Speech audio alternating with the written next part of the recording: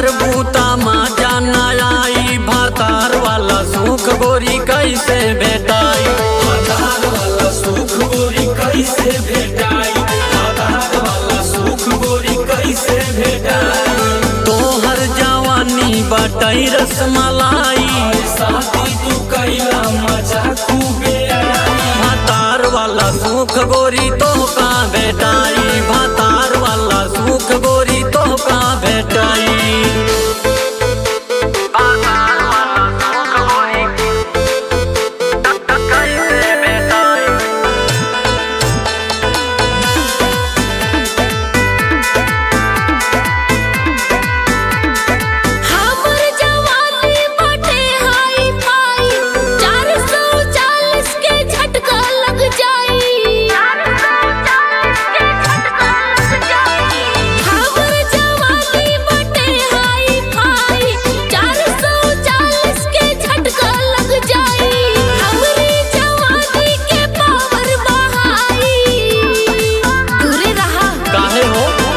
गोरी साथी तू कैला मजा खूब आई। भातार वाला सुख गोरी तो का भेटाई।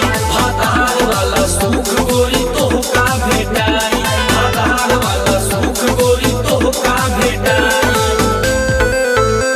भातार वाला सुख गोरी कैसे भेटाई। भातार वाला सुख गोरी जवानी के पानी तोहार झरी जाई। साथी तू कैला मजा खूबे आई। भातार वाला सुख गोरी तो का भेटाई। भातार वाला सुख गोरी तो का भेटाई। हमका बनाला तू अपन लुगाई। सुना ये राजा मजा खूब आई। मान जा अच्छा सगरो जवानी तोहार झरी जाई। साथी न कर तू मजा ही आई। भातार वाला सुख गोरी कैसे भेटाई।